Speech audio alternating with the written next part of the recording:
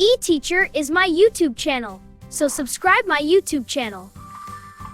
बिस्मिल्लाहिर्रहमानिर्रहीम, अस्सलामु अलैकुम। आज का दूसरा वीडियो जो कि उर्दू ग्रामर के लिहाज से है, आइए हम देखते हैं।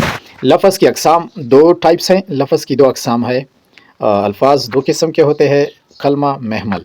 कलमा दो या दो से ज़्यादा हुरूफ का मजमुआ जिसके कोई मानी हो, कलमा कहलाता है। मसलन दुम, मेल, सच वगैरह, ये क्या है? ये कलमा है। कलमा के बारे में आज पढ़ते हैं और साथ साथ ही महमल। महमल का मतलब यानी बेमानी, जिसके कोई मानी ना हो, उसको हम महमल कहते हैं। ठीक है। कलमा जो है वो मानी रखता है, हुरूफ मिलकर मजमुआ जिसके कोई मानी हो उसको हम कलमा कहते हैं। ठीक है। और साथ ही दूसरा पॉइंट जो है वो है महमल। महमल दो या दो से ज़्यादा हुरूफ का मजमुआ जिसके कोई मानी ना हो, महमल कहलाता है। महमल किसे कहते हैं? दो या दो से ज़्यादा हुरूफ का मजमुआ जिसके कोई मानी ना हो।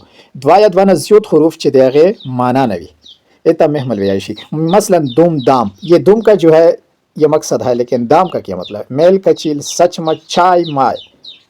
चाय, माय, ये क्या है? ये महमल लफ्ज़ है। ठीक है ना। इनमें दुम, मेल, सच कलमा है और दाम, कचील, मच वगैरह ये क्या है? ये महमल है। ये महमल वर्ड है और ये कलमा है। ठीक है ना। चलो आगे की तरफ हम बढ़ते हैं। याद रखें, आज ग्रामर हर कलमे एक लफ्ज़ होता है। ठीक है ना। हर कलमा, ये टू द पॉइंट है, ये बुनियादी पॉइंट से इसको नोट करना चाहिए। हर कलमा एक लफ्ज़ होता है, लेकिन हर लफ्ज़ कलमा नहीं होता। नंबर दो, महमल कभी अकेला इस्तेमाल नहीं होता, बल्कि कलमे के साथ लिखा बोला जाता है। नंबर तीन, कलमा के साथ महमल के लिखने या न लिखने से उसके मानी में कोई फ़र्क नहीं पड़ता। नंबर चार, उर्दू ग्रामर में सिर्फ कलमा को ज़ेर बहस लाया जाता है, महमल को नहीं। चलो आगे की तरफ हम बढ़ते हैं। कलमा की अक़साम कितने हैं? तीन। कलमा की तीन अक़साम है। नंबर एक इसम है।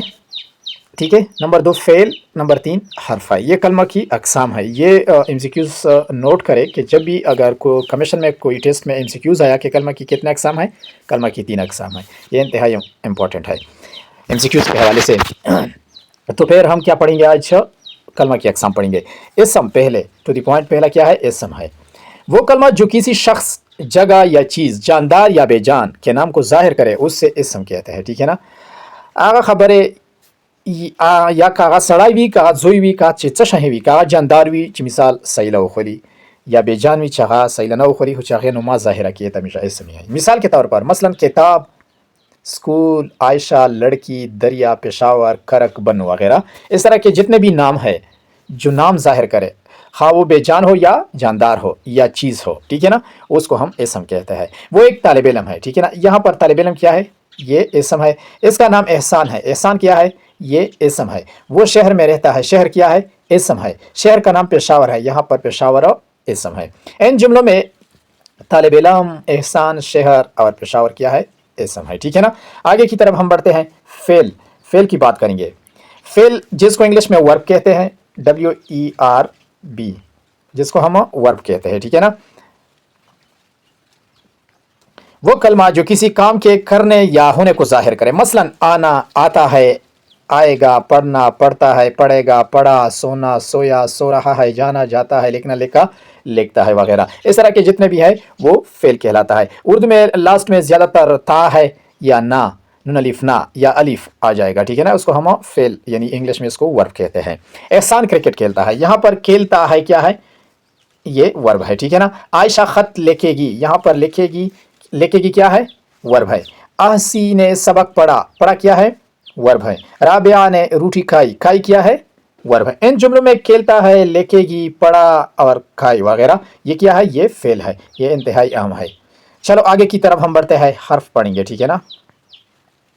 हर्फ के बारे में आज पढ़ेंगे। हर्फ